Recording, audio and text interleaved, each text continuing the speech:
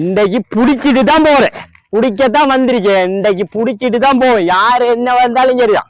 இன்னைக்கு எத்தனை மணிக்கு வரதுக்கு இருந்து நாம பிடிக்காம போறல. என்ன பண்றான் உரபேக்க வச்சுட்டு சவக்காலை கிட்ட நின்று கேட்டா என்னத்த செல்ல போறானோ, போய் கேப்போம் எதுக்கு. பைத்தியம், சவக்காலை கிட்ட கிடந்து என்னடா சீரா உரபேக்க வச்சுட்டு. அதான் மச்சான், எங்கட பாட்டி இருக்குவா. பாட்டிக்கு 2 நாளா தடுமல்றா.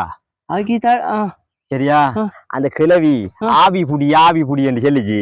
அதான் ஆவி என்று குடிச்சிட்டு போக வந்து அடே பைத்தியாரா, சவக்காலை கிட்ட கிடந்தாடா ஆவி பிடிக்கிற. வராங்க ஆஸ்பத்திரியில ஆவி பிடிக்கிற, சவக்காலைக்கு என்னடா ஆவி பிடிக்கணும். அந்த கிழவிதான் ஆவிய புடி என்ன பிடிக்கத்தாடா வேணும். அதான் ஆவி என்று குடிப்போம். நான் 3 மச்சான் குடிச்சிட்டு இருக்கேன். இன்னைக்கு ஆவி பிடிக்காம நான் வரமாட்டேன் மச்சான். நீ ஆவிய புடிச்சிட்டு வா நான் போறேன். இல்லண்டா, நண்பனுக்கு நின்று ஒரு ஹெல்ப் பண்ணேன்டா. இல்ல நீ புடி. டேய் இங்கோட ஆவி எங்கடா பிடிக்கிற? ஆவி எங்க பிடிக்கிற? சவக்காலையில சவக்காலையில பிடிக்கிற ஆவி புடிச்சிட்டு வா. ஷாய் கிரிக்கெட்ல நீங்க ஹாஸ்பிடல்ல பிடிக்கிறல்ல?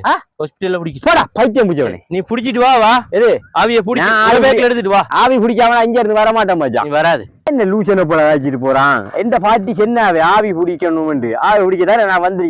சவக்காலையில ஆவி பிடிக்காம ஆவி எங்கடா பிடிக்கிற? இங்க பிடிக்கணும். ஆவி பிடிச்சிதான் வருவேண்டா. நீங்க எத்தனை பேர் போனாலும் சரிதான். நாளைக்கு வந்து பாப்போம். அவன்டாவிதான் கிடக்கும், இழுத்து புதைச்சு போட்டு நாம போ.